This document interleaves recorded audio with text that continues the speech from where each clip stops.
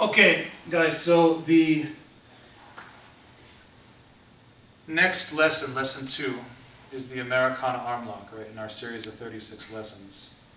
And this is divided into 3 sections. Section 1 illustrates a very basic application. The Americana Armlock happens from the mounted position, and when I am mounted, often I need to employ a submission to help control the fight. Because if I resort to only punching, perhaps I dominate or win, but I also greatly risk injuring my hand. I greatly risk causing too much damage to the attacker and finding myself involved in some type of litigation. I don't want to get involved in that. If the police come, that can be a potential risk for me also. Better to go with the path of a little more agreeability, where we can manipulate the joint in a way that causes surrender or injury if we need to incapacitate the opponent, but we maintain a controlled level of force over the scenario. So from the mounted position, I know that I want to be very low and wide so that I maintain a nice firm base and cover the opponent's hips, which I can do by putting my feet together with my knees barely touching the ground. And now I have some pressure on him, which makes it harder for him to move. When I see that he's becoming a little tired, perhaps I could throw a few strikes or slaps are nice. Hitting with the palm, the heel of the palm is also nice because it doesn't damage the knuckles or break the bones, but it's significant enough to make the person protect their face. And when they do reach to protect their face, they expose the arm. So I take one hand to the wrist and one hand to the elbow, and not using strength, where we get into this battle where he then also uses strength and maintains the arm in a high position. I simply lean my weight, one wrist, one elbow, and I lean my weight over the arm until I place it on the ground. Once the arm is on the ground, to keep it pinned to the ground, I drop my elbow next to it at a right angle, and I want to maybe push the head away a little bit.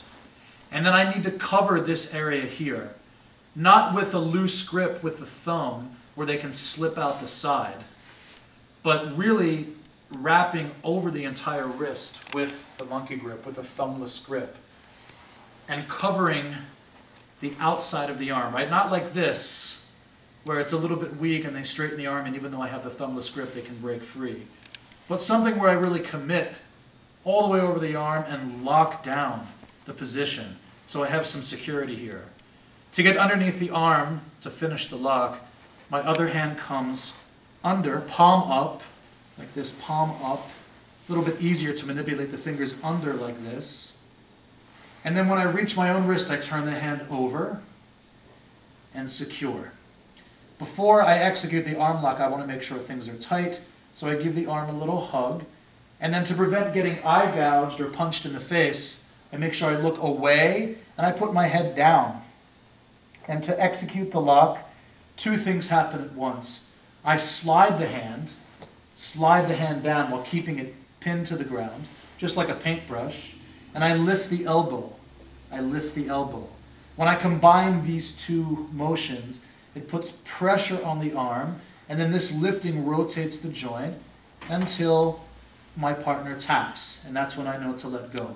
Train this slowly because the pressure can be very intense and the damage to the shoulder can be very severe if we go too fast. It's best to learn slowly anyway. So look, let's set this up with some striking, either a palm to the face or open-handed slaps where I keep the fingers tight. And when I get the opponent to defend, one hand to the wrist, one hand to the elbow, and using my weight, I push the arm to the ground and then lock the arm in place by dropping the elbow at a right angle. And if I want to, I can push the head away a little bit to make them look away. It's harder for them to defend the arm if they're looking the other way. It helps them if they look at what they're doing, so this is a nice trick. But the basic application is to lock the arm in this L position with a right angled elbow, and then I go underneath the arm, palm up, until I can grab my own wrist. So I flip over here, grab my own wrist. Of course, very important that I'm grabbing this wrist securely, all the way over the top. Palm up entry, hold my own wrist. Now to add a little security to the hold, I put my head down I make sure that I'm not putting my head down looking towards them where they can poke my eyes or they can grab my face or fish hook my mouth or punch me. So I look away with the head down. And now two things happen at once. I drag the hand south, right, towards the feet, and I lift the elbow.